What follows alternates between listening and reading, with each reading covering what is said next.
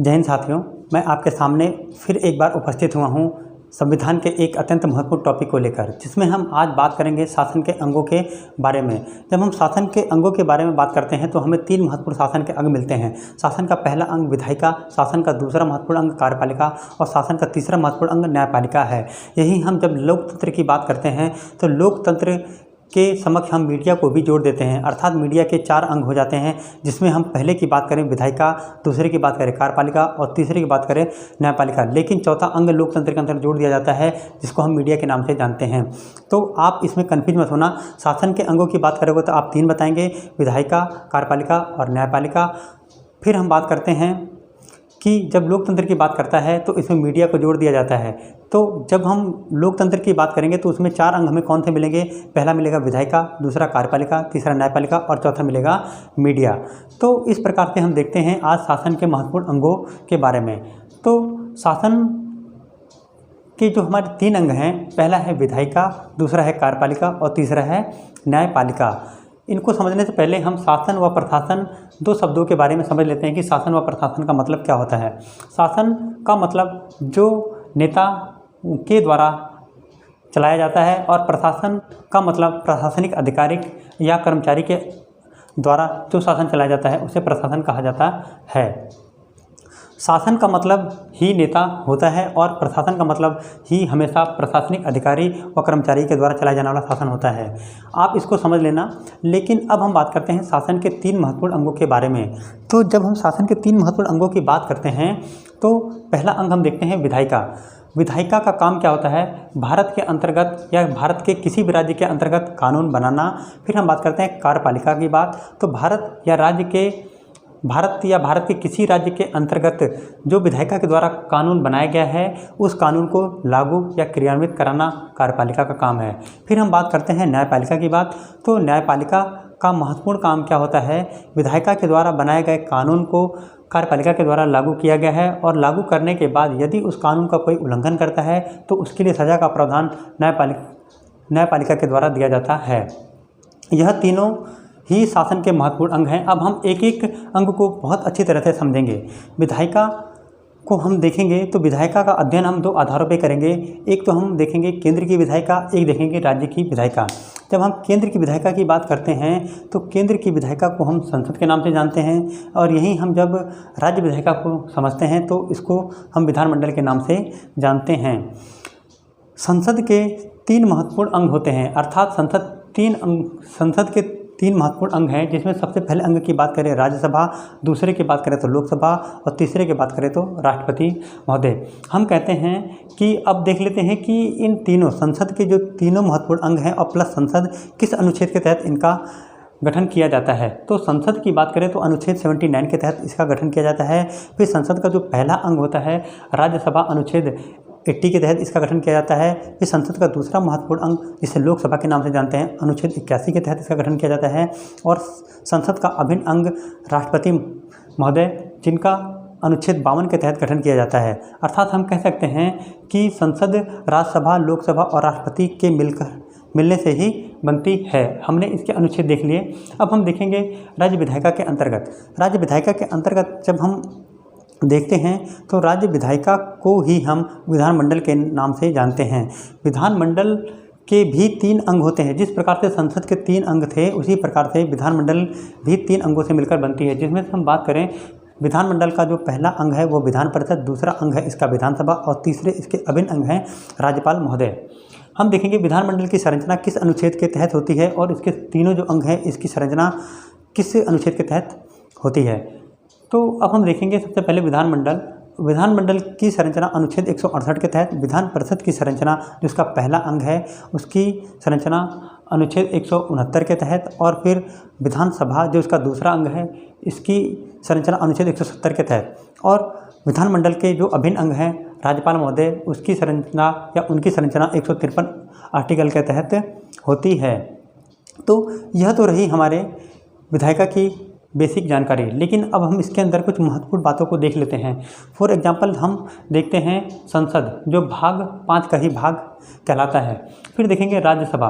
भारत के अंतर्गत बहुत ध्यान समझो, भारत के अंतर्गत अधिकतम राज्यसभा की सीटें 250 हो सकती हैं। भारत के अंतर्गत अधिकतम राज्यसभा की सीटें 250 हो सकती हैं, लेकिन वर्तमान में राज्यसभा की सीटें 227 हैं। 227 में से हम बात करते हैं 107 सीटें हमारी 28 राज्यों से हैं, और उनमें से हम बात करें जो हमारे 8 केंद्र शासित प्रदेश हैं उनसे केवल 9 सीटें हमारे राज्यसभा सांसद की हैं। और हम यह भी जानते हैं कि राष्ट्रपति महोदय के द्वारा राज्यसभा के अंतर्गत 12 सदस्य मनोनीत किए जाते हैं। तो जब हम इनकी टोटल संख्या को जोड़ते हैं तो वर्तमान में राज्यसभा सदस्यों की संख्या 227 हो जाती है, लेकिन अधिकतम संख्या पूछे तो आप 250 बताएंगे।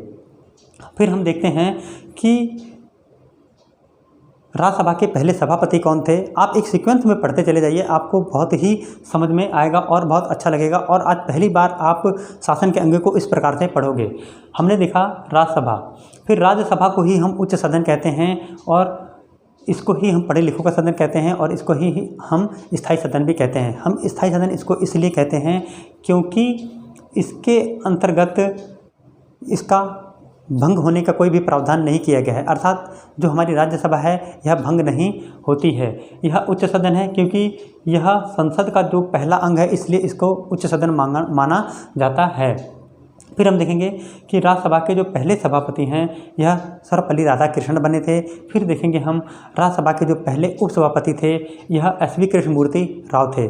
फिर देखेंगे वर्तमान में राज्यसभापति हमारे वेंकैया नायडू हैं। फिर देखेंगे हम वर्तमान समय में हमारे राज्यसभा के उपसभापति कौन हैं, तो हरिवंश नारायण सिंह हमारे वर्तमान में राज्यसभा के उपसभापति हैं। यह तो रही हमारे राज्यसभा की बात, जो संसद का पहला अंग है। अब हम बात करते हैं संसद के दूसरे महत्वपूर्ण अंग लोकसभा की बात। लोकसभा की संरचना अनुच्छेद 81 के तहत की जाती है। फिर हम लोकसभा की बात करें तो इसको निम्न सदन के नाम से भी जाना जाता है, इसको हम अनपढ़ों के सदन के नाम से भी जानते हैं, और इसको हम अस्थायी सदन के नाम से भी जानते हैं। जिस प्रकार से राज्यसभा हमारी कभी भंग नहीं होती, उसी प्रकार से लोकसभा हमारी कभी भी बीच में भंग हो सकती है। फिर हम बात करेंगे इसके अंतर्गत हम जो नेता लोग होते हैं उनके लिए पढ़ाई का कोई भी क्राइटेरिया नहीं है, या इनको कोई भी डिग्री नहीं लेनी पड़ती है अपने लोकसभा के चुनाव को लड़ने के लिए, इसलिए हम इसको अनपढ़ों का सदन भी कहते हैं। लेकिन राज्यसभा के अंतर्गत हमेशा पढ़े लिखो लोगों को ही सांसद बनकर सांसद, यानी कि राज्यसभा के अंतर्गत हमेशा पढ़े लिखो लोगों का ही चुनाव किया जाता है, ना कि किसी अनपढ़ व्यक्ति का, इसलिए उसको पढ़े लिखों का सदन भी कहा जाता है।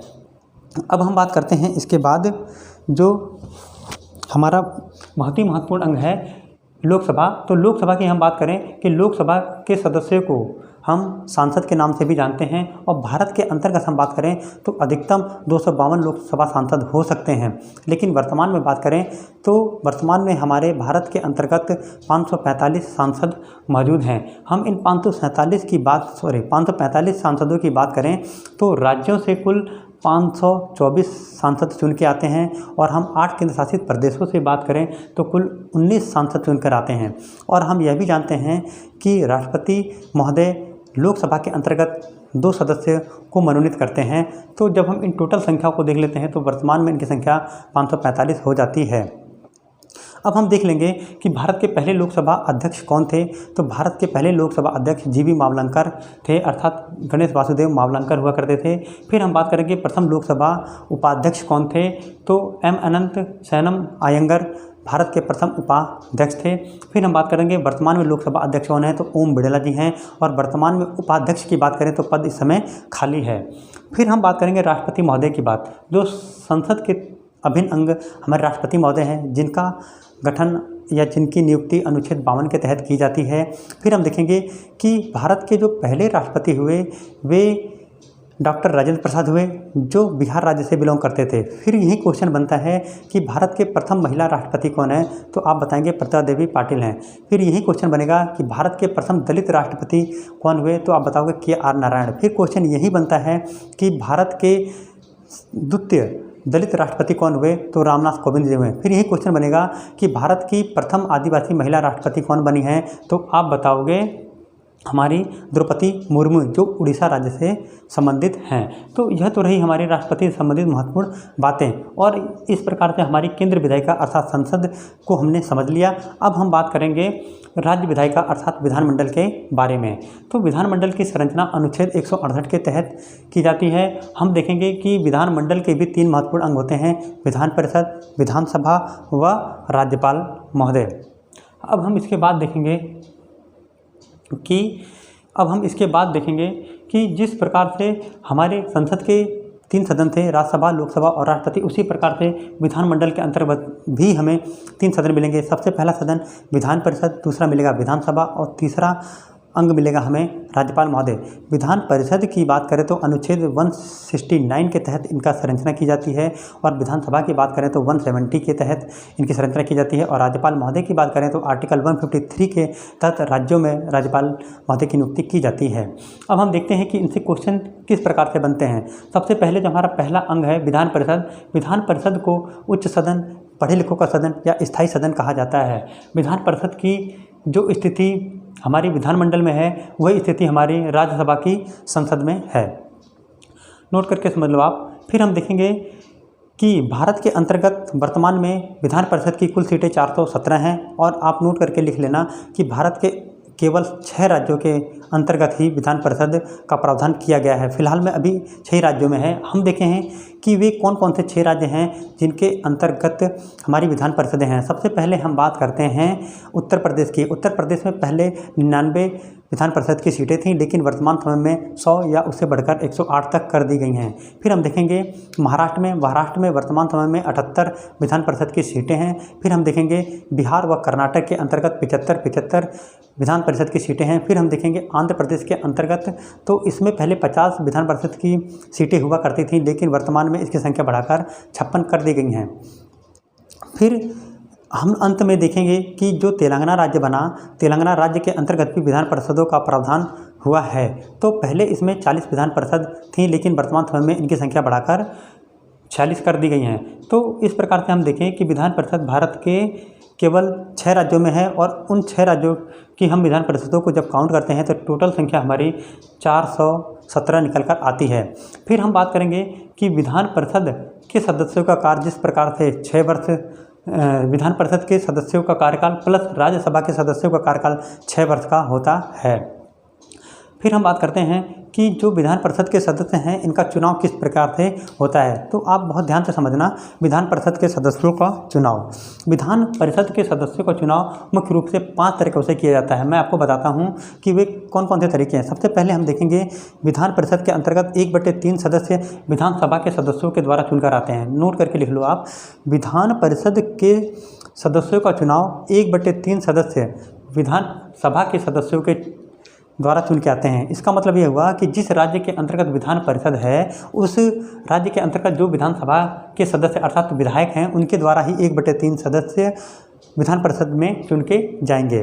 फिर हम देखेंगे 1/3 सदस्य जिला बोर्ड के सदस्य या स्थानीय स्वायत्त के निर्वाचक मंडल के द्वारा चुन के आते हैं। जिला बोर्ड के सदस्य अर्थात जिले के अंतर्गत जो स्थानीय संस्थाएं हैं, फॉर एग्जांपल अगर हम बात करें निर्वाचक मंडल के अंतर्गत स्थानीय संस्थाओं का मतलब कि किसी जिले के अंतर्गत यदि कोई प्रतिष्ठित संगठन है तो उसके सदस्यों के द्वारा भी 1/3 सदस्य चुनकर आते हैं विधान परिषद में।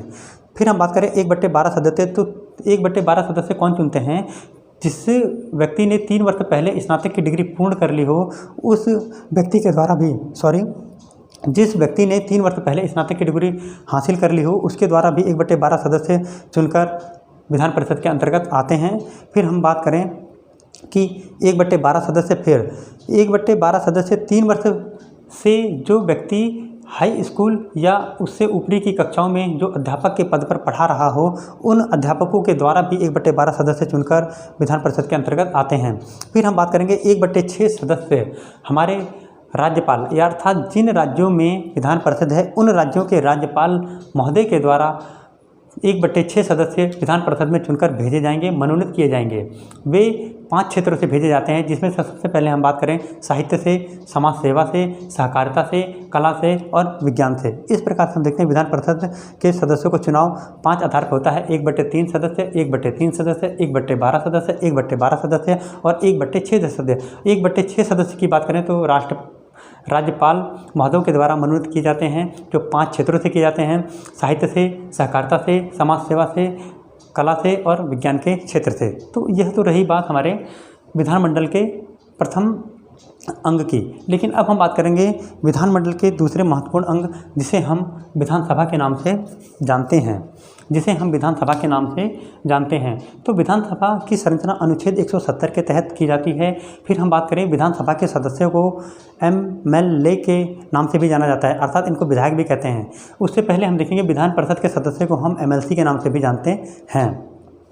जिस प्रकार से पूरे भारत में 417 विधान परिषद की सीटें थीं, उसी प्रकार से हम पूरे भारत के अंतर्गत जब हम विधानसभा के सदस्यों की बात करते हैं तो हम यहाँ देखेंगे राज्यों से केवल 3,933 विधायक चुनकर आते हैं और बाकी जो हमारे 214 विधायक बचे वो केंद्र शासित प्रदेशों से चुनकर आते हैं। तो टोटल जब हम बात करते हैं तो पूरे भारत के अंतर्गत 4,147 विधायक चुनकर आ चुके हैं। अब हम बात करेंगे विधानमंडल के तीसरे महत्वपूर्ण अंग, जिन्हें हम राज्यपाल कहते हैं। तो राज्यपाल महोदय की नियुक्ति की बात करें तो अनुच्छेद 153 के तहत राज्यों के अंतर्गत राज्यपाल महोदय की नियुक्ति की जाती है। और राज्यपाल के संबंध में एक बात बहुत ही इम्पोर्टेंट है कि एक ही राज्यपाल 2 या 2 से अधिक राज्यों के राज्यपाल भी नियुक्त किए जा सकते हैं। तो यह तो रही हमारी विधानमंडल की बात। अब हम बात करते हैं कार्यपालिका। तो कार्यपालिका को हम समझ लेते हैं कि कार्यपालिका भारत एवं राज्य के अंतर्गत कानून को लागू या क्रियान्वित करने का काम करती है। तो कार्यपालिका को भी हम 2 आधारों पे समझेंगे। पहली हमारी केंद्र की कार्यपालिका, दूसरी होती है राज्य की कार्यपालिका। जिस प्रकार से हम देखेंगे केंद्रीय कार्यपालिका भाग 5 से संबंधित है, उसी प्रकार से राज्य कार्यपालिका हमारी भाग 6 से संबंधित है। भाग 5 का फिर से मैं आपको बता रहा हूँ, भाग 5 का संबंध केंद्र से और भाग 6 का संबंध हमारा राज्य से है। जब आप संविधान के अंतर भाग टॉपिक को पढ़ोगे तो हम देखेंगे कि वर्तमान में भागों की संख्या मूल रूप से तो 22 ही है। तो उन 22 में जो हमारा 5वां भाग है केंद्र से संबंधित है और जो भाग हमारा 6ठा है वह राज्य से संबंधित है। अब हम एक बात और देख लेते हैं कि जो हमारी केंद्रीय कार्यपालिका है इसको हम 2 आधार पर पढ़ेंगे। एक तो केंद्र की अस्थायी कार्यपालिका और एक पढ़ेंगे केंद्र की स्थायी कार्यपालिका।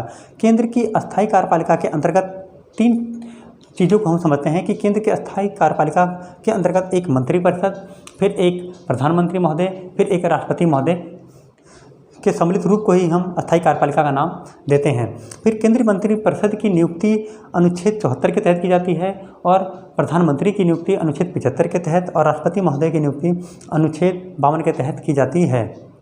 फिर हम यहाँ यह तीनों जो बॉडीज हमने बोली, मंत्रिपरिषद, प्रधानमंत्री और राष्ट्रपति, यह अस्थायी कार्यपालिका के अंग हैं, अर्थात केंद्रीय अस्थायी कार्यपालिका के अंग हैं। इनको अस्थायी कार्यपालिका इसलिए बोला जाता है क्योंकि इनका जो कार्यकाल होता है यह 5 साल के नियुक्त किया जाता है। यह क्षणिक होते हैं, इनको बीच में भी हटाया जा सकता है, अर्थात यह भंग किया जा सकता है। तो इसलिए हम इसको अस्थायी कार्यपालिका के नाम से जानते हैं। फिर हम बात करेंगे केंद्रीय कार्यपालिका के स्थायी कार्यपालिका की बात।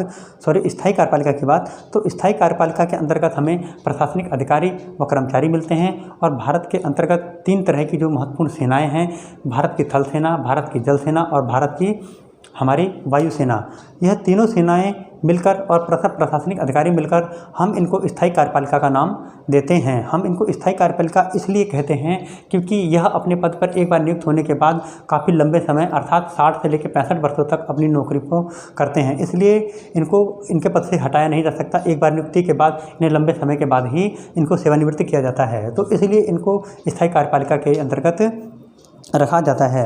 स्थायी कार्यपालिका के अंतर्गत प्रशासनिक अधिकारी व तीनों सेनाएं सम्मिलित हैं। फिर यही हम बात करते हैं कि राज्यपालिका जो राज्य कार्यपालिका है, राज्य कार्यपालिका को भी हम दो आधारों में समझेंगे, एक राज्य की अस्थायी कार्यपालिका और राज्य की स्थायी कार्यपालिका। राज्य की अस्थायी कार्यपालिका के अंतर्गत राज्य की मंत्रिपरिषद अनुच्छेद 163 के तहत, फिर राज्य के मुख्यमंत्री अनुच्छेद 164 के तहत और राज्य के राज्यपाल अनुच्छेद 153 के तहत इनका गठन किया जाएगा। फिर हम बात करेंगे राज्य की स्थायी कार्यपालिका की, तो राज्य के जो प्रशासनिक अधिकारिक हैं, जो एसएसपी हैं, डीएम हैं और इनके अलावा जो अन्य हमारे प्रशासनिक अधिकारी हैं वे और प्लस 3 तरह की जो सेनाएं हैं, जल सेना, वायु सेना और थल सेना, इनका जो शासन है वह स्थायी कार्यपालिका के अंतर्गत रखा जाता है। अब हम बात करते हैं न्यायपालिका की, तो न्यायपालिका एक महत्वपूर्ण अंग है। आप नोट करके समझ लेना, इन तीनों शासन के अंगों में कोई भी महत्वपूर्ण अंग नहीं है। इन तीनों अंगों को एक समान पावर दी गई है। आप इसमें यह नहीं कह सकते कि न्यायपालिका सबसे बड़ी है, फिर उससे छोटी कार्यपालिका है या फिर सबसे बड़ी विधायिका है, ऐसा नहीं। इन तीनों को भारत के संविधान में समान दर्जा दिया गया है। फिर हम बात करेंगे न्यायपालिका की, तो न्यायपालिका का काम हमने देखा कि कानून का उल्लंघन करने के उपरांत उन्हें सज़ा का प्रावधान दिया जाता है। तो सज़ा का प्रावधान भी हम दो आधारों पर देंगे, एक तो केंद्र न्यायपालिका के द्वारा और दूसरा देंगे हम राज्य न्यायपालिका के द्वारा। केंद्र न्यायपालिका की बात हम करते हैं तो हमें सुप्रीम कोर्ट मिलती है और राज्य न्यायपालिका की बात करते हैं तो हमें राज्यों में हाई कोर्ट मिलती है। सुप्रीम कोर्ट की बात करें तो सुप्रीम कोर्ट की स्थापना अनुच्छेद 124 के तहत की जाती है और राज्यों में हाई कोर्ट की स्थापना अनुच्छेद 214 के तहत की जाती है। फिर यही एग्जाम में पूछा जाता है कि सुप्रीम कोर्ट अनुच्छेद 32 के तहत 5 तरह के रिट जाहिर करती है और यहीं हम राज्यों के उच्च न्यायालय की बात करें अर्थात हाई कोर्ट की बात करें तो अनुच्छेद 226 के तहत यह भी 5 तरह के रिट जाहिर कर सकती है या फिर करती है।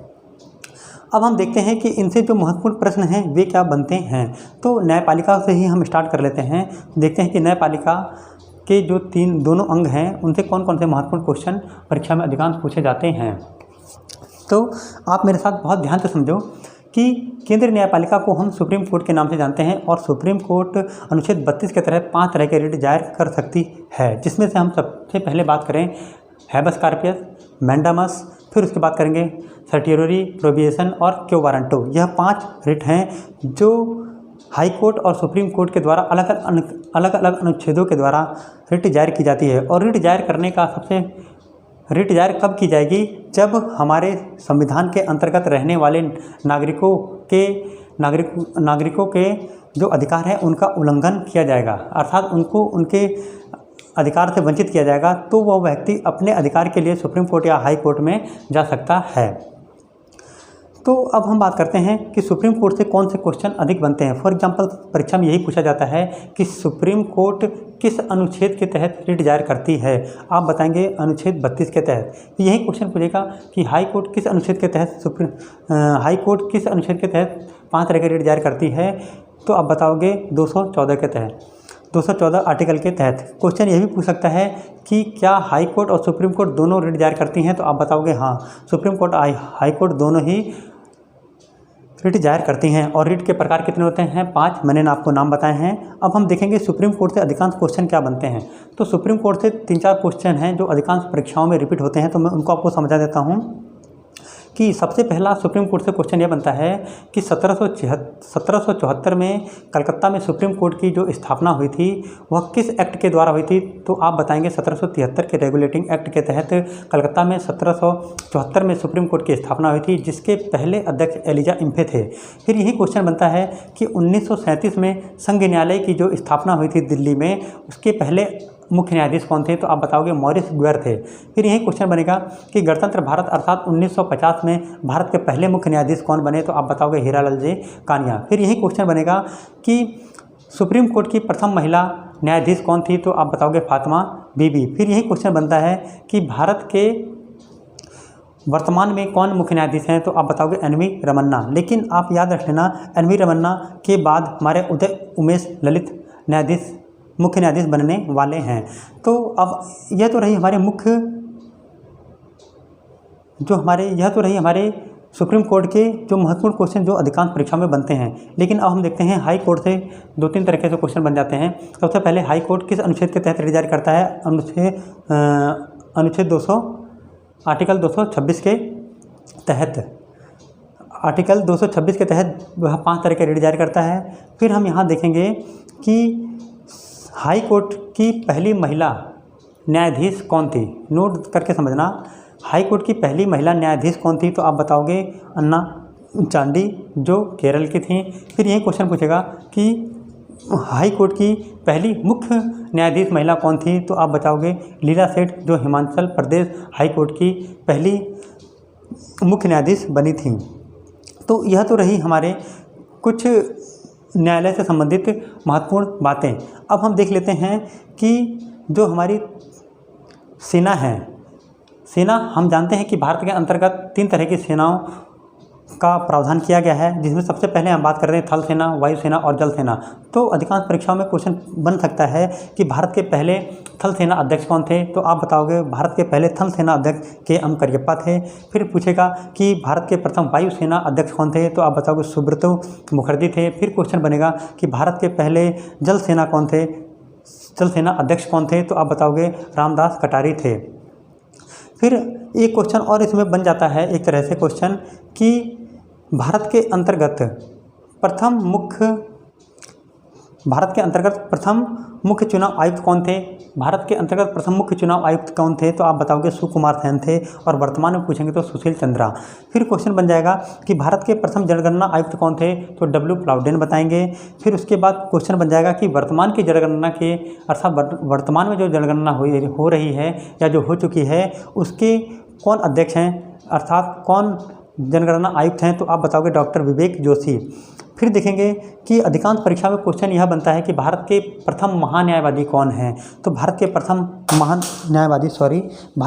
महान्यायवादी हमारे MC शीतल वाड़ थे। लेकिन वर्तमान में बात करें तो हमारे के वेणुगोपाल भारत के महान्यायवादी वर्तमान समय में हैं। और क्वेश्चन यह भी बहुत बनता है कि महान्यायवादी की नियुक्ति किस आर्टिकल के तहत की जाती है, तो आप बताओगे आर्टिकल 76 के तहत महान्यायवादी की नियुक्ति भारत के अंतर्गत की जाती है।